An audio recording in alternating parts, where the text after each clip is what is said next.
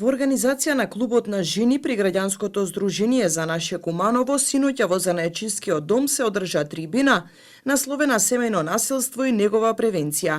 Пред кумановци се обрати председателката на клубот Оливера Николовска, која истакна дека се почесто се слуша за жртви на семејно насилство. Се повеќе и секојдневно во медиумите слушаме тажни приказни во кои што се соочуваме со една нереална слика на едни дисфункционални семејства, каде што син убива татко, каде што татко малтретира ќерка, каде што родител злоставува свое собствено дете, каде што жената за жал е жртва на својот сопруг или пак обратно. Во понова историја се повеќе и повеќе имаме случаи каде што и мажите пријавуваат семејно насилство, можеби не во форма на физичко насилство, но мораме да потенцираме дека психичкото насилство се повеќе и повеќе е во подем кај мажите. На трибината се обрати доктор Крсте Маљановски, која истакна важноста на институциите, централни и локални невладините организации,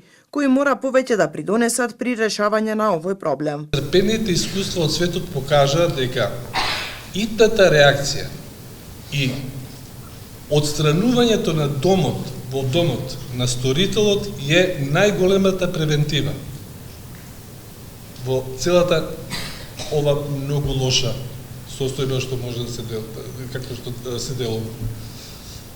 Ја во оваа прилика би сакал да напоменам и неколку точки со кои законот ги опфаќа, а тоа е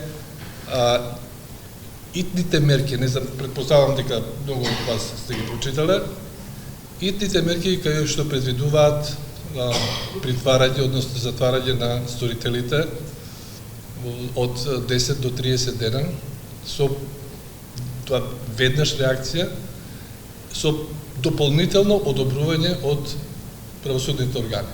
Значи, се случува делото, доаѓа полицијата, го тргнува од местото на станување и после тоа го со допис до реагира и судот. Сакам да кажам дека неспорна ни е желбата да сите институции активно работат. Затоа што без тој ланец на соработка, навистина нема да можеме ништо да направиме. Законот е фактички и превентива и мотив за да се смали бројот на овие дела. Загрижувачки е тоа што во дел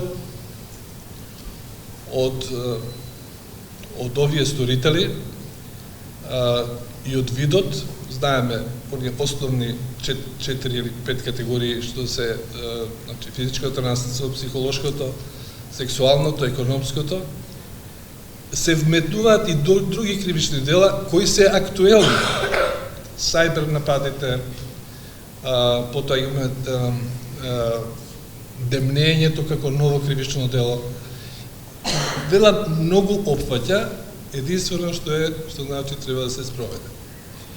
Во светот е вообичаено, ние имавме исто така урнек од Америка, каде што најсоодветно казнување, односно спречување, беше 8-дневен притвор.